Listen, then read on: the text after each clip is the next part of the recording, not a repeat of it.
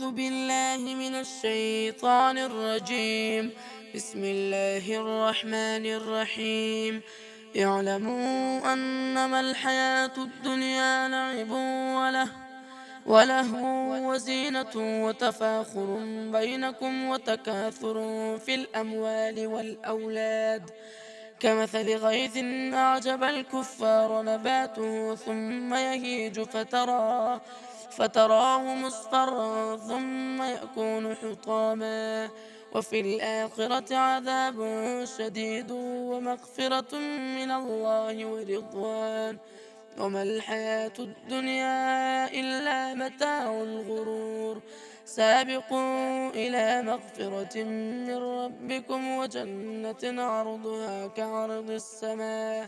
كعرض السماء والأرض، أعدت للذين آمنوا بالله ورسله، ذلك فضل الله يؤتيه من يشاء، والله ذو الفضل العظيم. ما أصاب من مصيبة في الأرض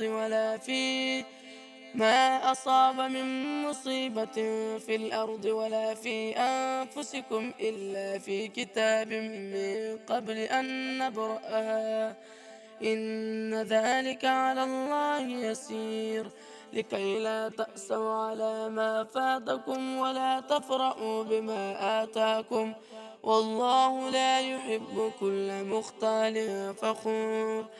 الذين يبخلون ويأمرون الناس بالبخل، ومن يتول فإن الله هو الغني الحميد.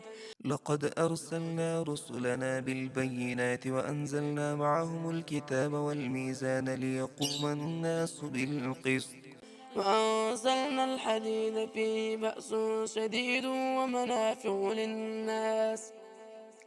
ومنافع للناس وليعلم الله من ينصره ورسله بالغيب، إن الله قوي عزيز. ولقد أرسلنا نوحا وإبراهيم وجعلنا في ذريتهما النبوة والكتاب فمنهم مهتد وكثير منهم فاسقون، ثم قفينا على آثارهم برسلنا وقفينا بعيسى ابن مريم وآتيناه الإنجيل، وجعلنا في قلوب الذين اتبعوه رأفة ورحمة ورهبانية ابتدعوها ما كتبناها عليهم إلا ابتغاء رضوان الله، فما رعوها حق رعايتها، فآتينا الذين آمنوا منهم أجرهم وكثير منهم فاسقون.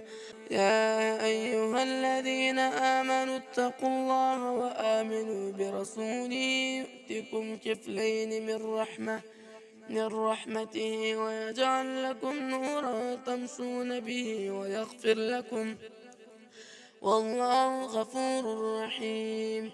لئلا يعلم أهل الكتاب ألا يقدرون على شيء من فضل الله وأن الفضل بيد الله يؤتيه من يشاء، والله ذو الفضل العظيم. صدق الله العظيم.